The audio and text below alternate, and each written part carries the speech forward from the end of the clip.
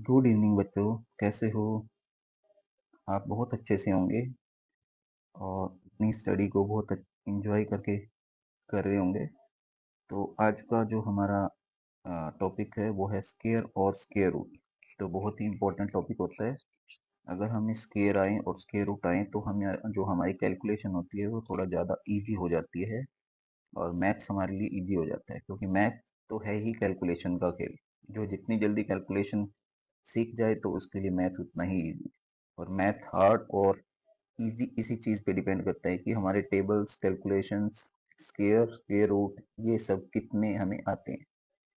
जिसको टेबल्स में प्रॉब्लम है, कैलकुलेशन में प्रॉब्लम है, स्केयर में, स्केयर रूट में, क्यूब रूट में प्रॉब्लम है, तो उसके लिए मैथ मुश्किल ही बन जाता है और एक वो मैथ फोबिया बन जाता है उसके लिए। तो आज उसके लिए एक छोटी सी पहल करिए, स्केयर और स्केयर रूट लेके आए हैं आपके लिए। तो ये कैसे काम आएंगे ये भी आपको बताएंगे। तो पहले ये समझ लेते हैं कि जैसे कि ये इसमें है हमारे पास स्केयर, ये तो स्केयर है, ये इनके स्केयर रूट हैं। जैसे 1 का स्केयर है 1, 2 का स्केयर है 4। पहले 2 का स्केयर कैसे लिखा हुआ है ये लिख लेते हैं। जैसे जैसे 2 का स्केयर, 2 का स्केयर का मीनिंग है 2 मल्टीप्लाई 2, तो ये 4 हो जाएगा। जैसे ये 3 का स्केयर, 3 का स्केयर, 3 का स्केयर क्या हो जाएगा? 3 मल्टीप्लाई 3, यानी कि 3 2 टाइम्स। 3 की पावर 2 का मीनिंग क्या है? 3 को 2 टाइम लिखना है, 9। और इसमें से कुछ और एग्जांपल ले लेते हैं। जैसे 8 का स्केयर ले लेते हैं। 8 का स्केयर क्या बनेगा? 8 का स्केयर 8 मल्टीप्लाई 8, तो कितना बन जाएगा? 64। तो ये तो आ जाएंगे सारे स्केयर्स। ये हैं 1 to 15 नंबर्स तक के स्केयर हैं। जैसे 15 का स्केयर है, 15 का स्केयर क्या लिखा हुआ है? ये जैसे सबसे लास्ट में है। तो 15 का स्केयर क्या लिखा है? 15 मल्टीप्लाई 15 कितना होता है? 225। तो ये है हमारे पास। तो ये तो आगे स्केयर। अब इनका ही स्केयर रूट कैसे बनेगा ये भी देख लेते हैं। स्केयर रूट कैसे बनेगा इनका? ये भी बड़ा इजी सा होता है। स्केयर रूट कैसे आता है? जब स्केयर रूट लेंगे इसका, स्केयर रूट के लिए जैसे बीच बीच में से ले लेते हैं। ये जैसे 3 का स्केयर 9 था, इसी को ले लेते हैं। 3 का स्केयर क्या था? 9।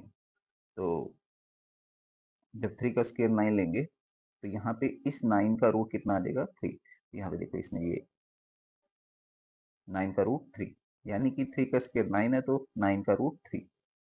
और देखो यहाँ से बीच में से और कोई लेते हैं। ये देखो 6 का स्केयर 36, और इस 36 का रूट कितना आ जाएगा? 6।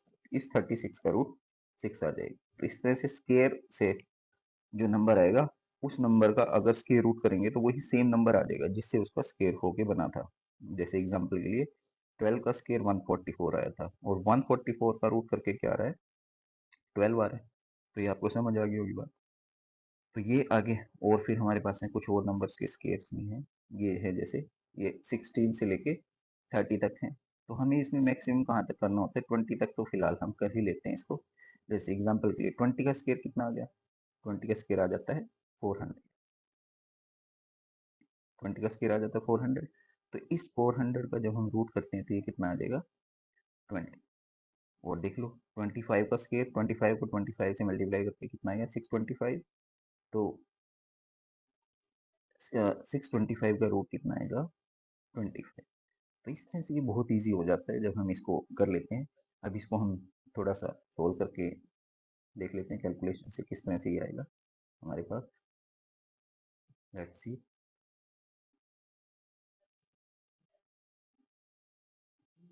तो इस तरह से जैसे मैं ये ले लेता हूँ कि जैसे मैंने क्या किया था,